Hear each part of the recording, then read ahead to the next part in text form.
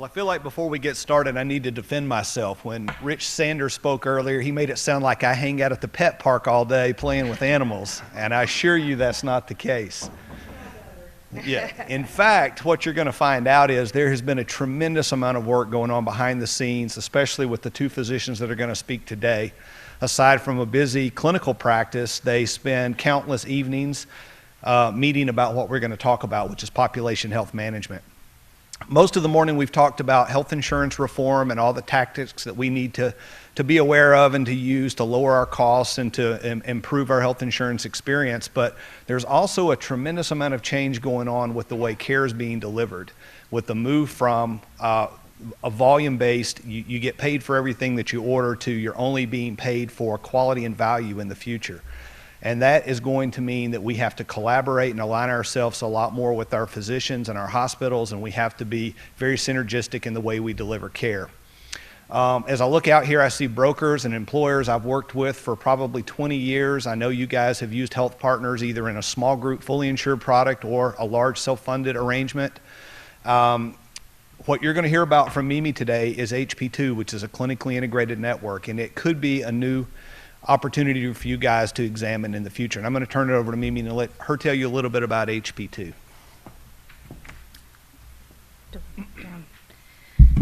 I appreciate the opportunity to introduce Dr. Rios and Dr. Reinhardt. As David said, there's a lot of policy changes going on that you all know have been learning about today, and as employers, we're all struggling with understanding how we implement that within our own businesses and respond to that. Well, within our industry, there's a lot of policy changes going on as well. And one of the things that really has helped us move to this clinically integrated network strategy in our community is the change that the federal government made, or I wouldn't really change, but a further definition of an area under FTC law that businesses that technically compete, so healthcare practices and hospitals, technically compete, and a clarity around something called clinical integration. Prior to that further clarification of that law, there really wasn't any good guidance from the federal government about what clinical integration meant. And so it really left us as an industry not knowing how to respond to that and deal with that. And the only way we really could collaborate across different business entities was to meet a definition called financial integration, which was a challenge.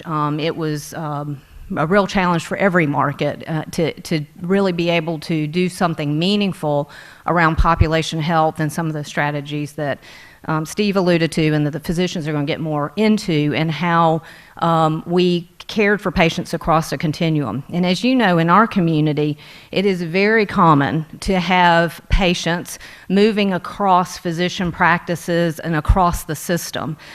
We have a very collaborative practice environment anyway, with different practices representing different specialties. So probably all of you have had healthcare in various different settings. And so with these barriers that prevented us from really doing some business things with each other and with insurance companies and with employers, it really kind of held our hands hostage, and we really couldn't do much. Well, when the federal government came out and started defining this ACO, or Accountable Care Organization, for Medicare entities, they further provided clarification around this clinical integration, which was a really great opportunity for our industry.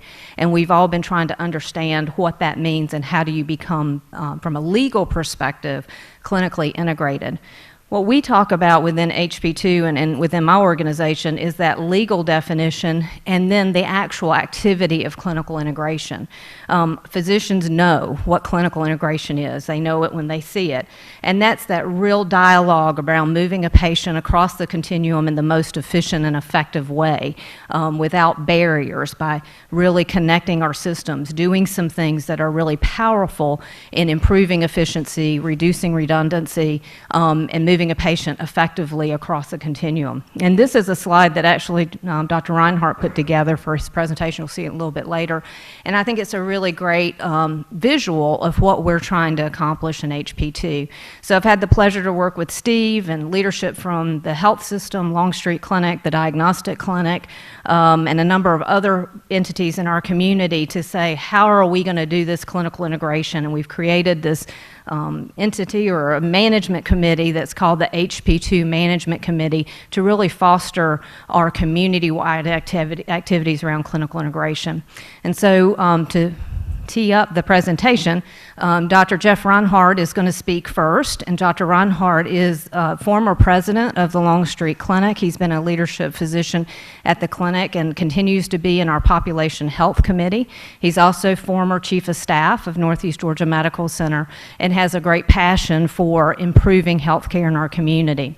Dr. Rios, who's going to speak right after Jeff, is an internist with Northeast Georgia Physicians Group, has been in leadership at the system for a number of years, and has been recently named interim CEO of NGPG and continues to operate as the lead physician leader within that group and within the system.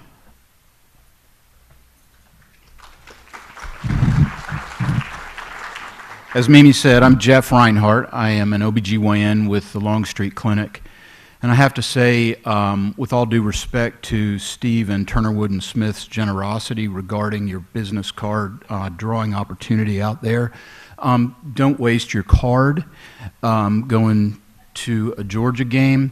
In just 16 days, Georgia Tech will meet powerhouse Alcorn State out on the flats. And if you come see me up after this, I might be able to arrange for a couple of goal line seats for you. They're in about the 80th row, but nonetheless, Atlanta's pretty that time of year. So I'm kind of sick of talking about this. You know, we all know what the problem is. The problem is that $3 trillion of our federal budget with no real control on the growth rate and the expenses is just not sustainable. I think it's important to recognize that what we're going to talk about today is not a product of or as a result of the 2010 Affordable Care Act. You know, healthcare reform has been something that's been going on for a long time. Most of you don't know. Pretty sure none of you know or remember, Teddy Roosevelt ran on a platform of healthcare reform back in 1912. So I don't see anybody that might have been here at that time.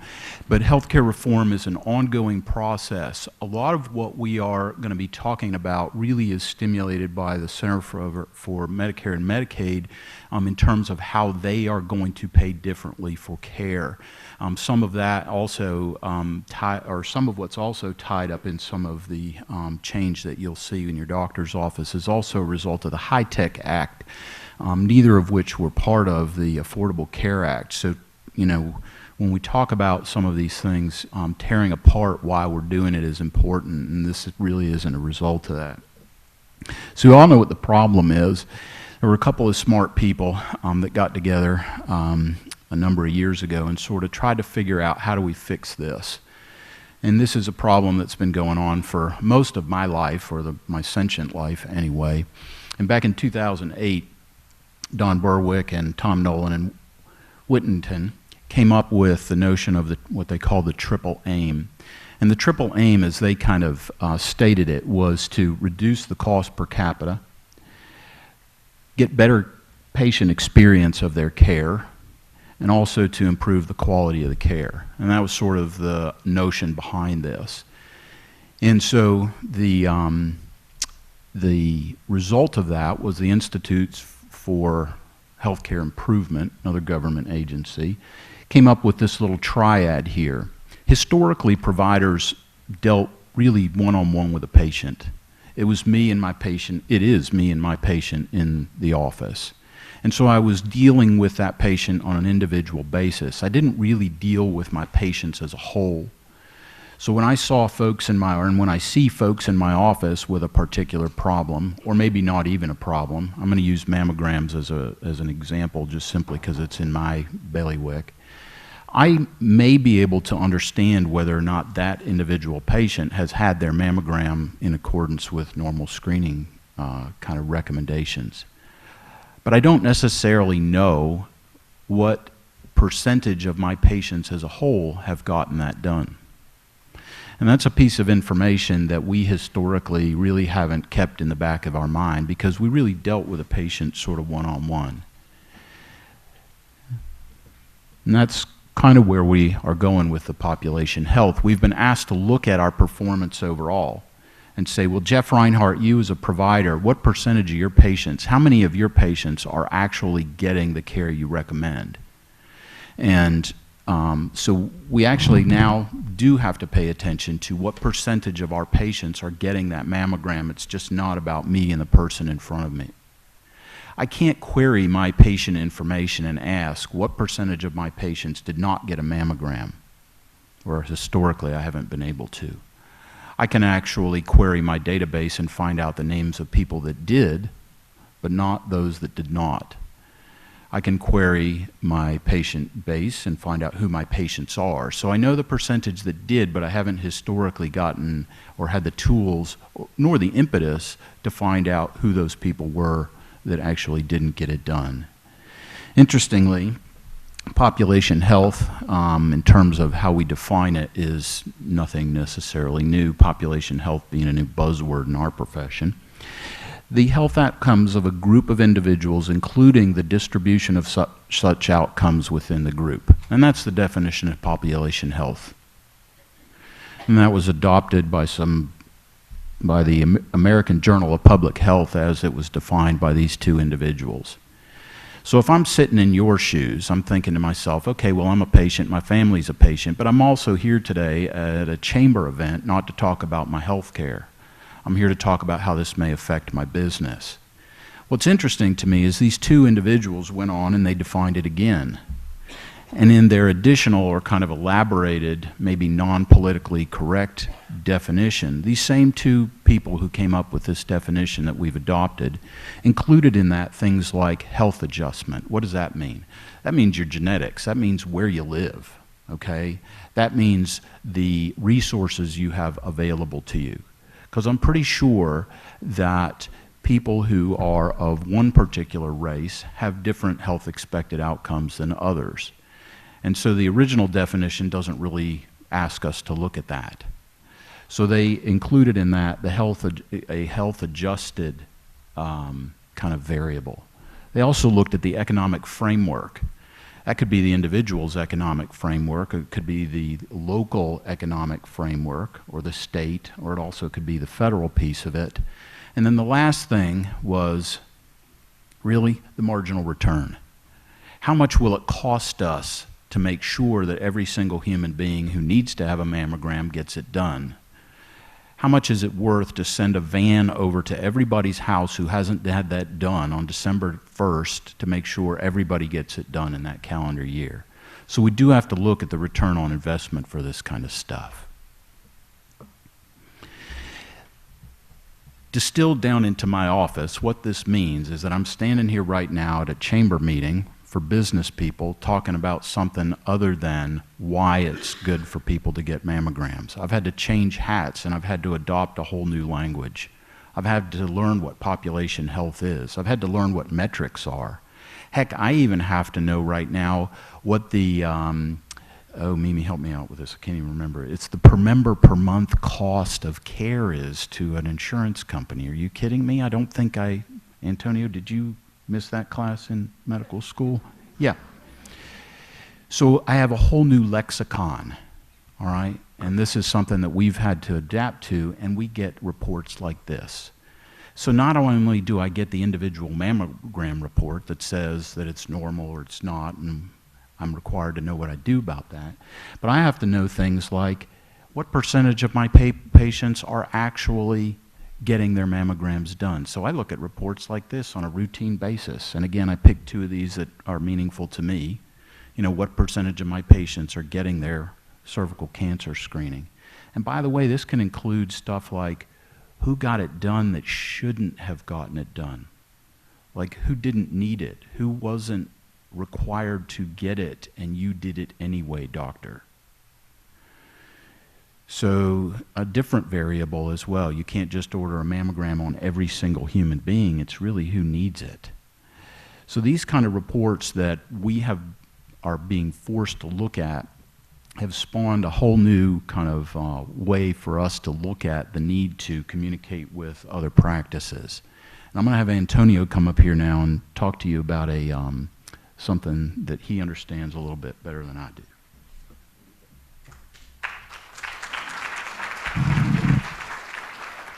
Well, it's truly an honor to be here.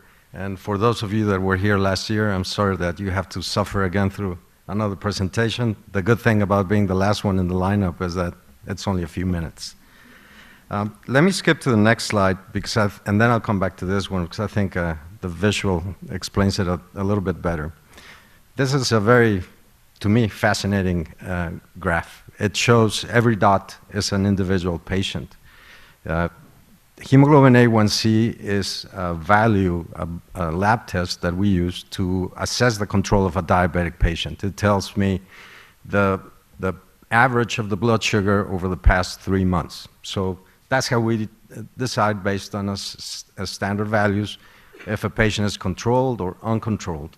The good thing about this test is that it doesn't matter if the patient has been fasting for 2 days before their doctor's appointments just to make sure the sugar looks good, or if they're coming back from IHOP and have their blood drawn. You see on the bottom line the age groups divided, and then there's a little subset that has colors on it. And those colors identify the number of care opportunities. So in order to be able to deal with population health, we need some tools. We can't do it individually. We can't go manually and review chart by chart and extract the information of, like Jeff was saying, who needs a mammogram, who of these patients has actually had one, and who hasn't. So fortunately, we have now software that can mine our individual electronic medical records and pull this information and present it to us in a way that we can actually do something with it. So the number of care opportunities is who is missing a mammogram, who of a diabetic patient is missing an eye exam visit, have we checked their kidney function, have we checked their cholesterol, the immunizations that we know help people and save lives, have they gotten them, et cetera, et cetera. So those are the care opportunities. And when we put that information into one single display, you can see that if you ask an individual doctor, hey, do you do a good job taking care of your patients? Of course, I do a great job. But if we actually put the data, then we say, well, some of us aren't doing quite a great job at all. Actually, we probably are doing a very poor job in taking care of our patients. And that's one of the paradigm changes with population health. We're stopping the model that we've all been trained on, which is seeing the patient that's sitting in front of us. Now we have to think about all the patients that are attributed to us and see how are we going to take care of them. And that includes the specialist. The orthopedist, probably the last time that they used a stethoscope was in medical school. However, we're asking them, if you see, what the blood pressure is, you have to take it on your patients. And when a blood pressure is abnormal, you need not to necessarily do something about it, but to tell the patient and the primary care physician, hey, blood pressure is uncontrolled. Same thing for a mammogram or colonoscopy.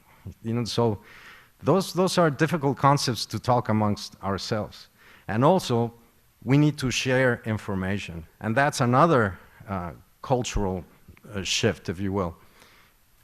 We are proud and private and competitive. So when we start sharing information, even amongst our own individual clinics, groups, and now we're having to share information with our colleagues from other clinics, groups, hospitals, etc., then the landscape changes. It's an uncomfortable thing, however, it's what we need to do in order to be able to take care of our patients.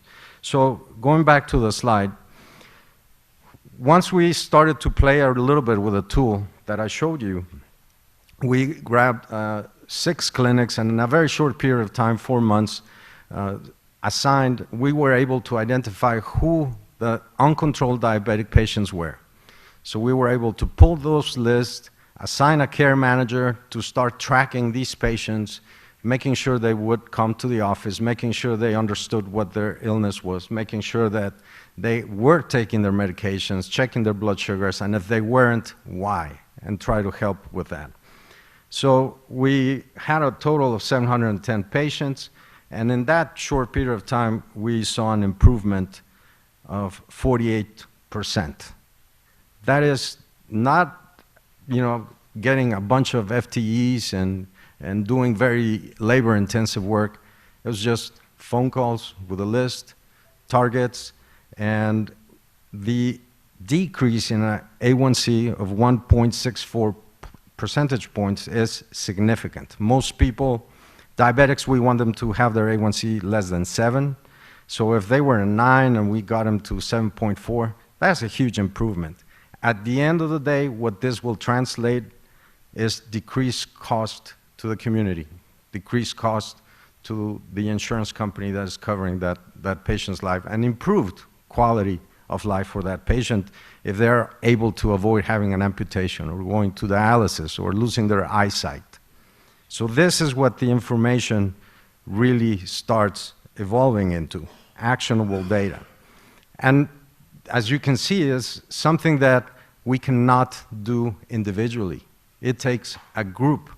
It takes the whole community. It takes all the players in the community to come together, start talking, start sharing, and start working together. Not only are we just sharing information, we now have to talk amongst ourselves and decide, okay, what are the algorithms that we're going to use to treat diabetic patients? There's a campaign going on. It's called Choosing Wisely, and you can search it in whatever search engine you like, choosingwisely.org. And it's a coalition of all medical specialty colleges that say this is evidence-based standard of care. So if you have low back pain because you were working in your yard, you do not need an MRI to figure out what's going on. And those kind of things. You don't give an antibiotic for upper respiratory infection, a cold. They don't do well with antibiotics. So that kind of thing, we also need to track. Okay, Dr. Rios, you said that you were following evidence medicine. However, you're an outlier in ordering a number of MRIs for your patient population. Why is that? So we're getting into those kinds of discussions which are new to many of us. Utilization review, cost of care. Why is your cost of care, providing the care for this patient 2 standard deviations more than the rest of your peers? So that information, again, is something new that will take some time to get us used to be able to digest it as well. So this is where the clinically integrated model comes on. And as Steve was saying, Health Partners involves 760 physicians, 6 hospitals, and within Health Partners, there's a subset of providers that we've called now HP2. And HP2 has a management committee and it has a couple of task forces. And these are the participants of this Health Partners 2 or HP2, Northeast Georgia Health System, Northeast Georgia Physicians Group, the Longstreet Clinic, Diagnostic Clinic, the Heart Center, and there are some other participants from the medical community at large. So how do we get to a clinically integrated model? So we've identified the number 1, HP2, who is it? We've established task force groups, which is box number 2, clinical operations, finance, contracting, all our technology and data, how are we going to share and play with it, and how we're going to analyze it and assess the opportunities for improvements. the connectivity. We know that some of us may have the same exact electronic medical record. That doesn't mean that they talk to each other. You know, if the group across the street from mine has the same exact brand of medical record, I still can't see what they have. So imagine even if we have different types of electronic medical records. However, this community has a unique approach, which is health information exchange. So that's a larger repository of healthcare data that we all feed into, and then we're able to pull from there. And that has been huge.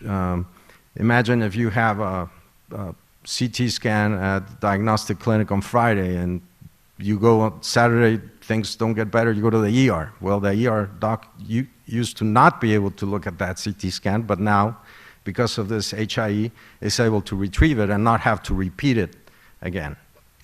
The slide is kind of funky, but at number 3, go to number 4, which is in the left bottom corner. And this is where we are, establishing our clinical protocols, talking amongst ourselves, how are we going to treat different conditions? And then it'll come the part where we start measuring ourselves and you know, ranking us and see who's doing what and what opportunities do we have to do better. We need to demonstrate value. We need to demonstrate that there's definitely, that this was the right thing to do. We're improving the quality, we're improving the patient experience, and we're decreasing the cost of care. Very well, that's it. Thank you.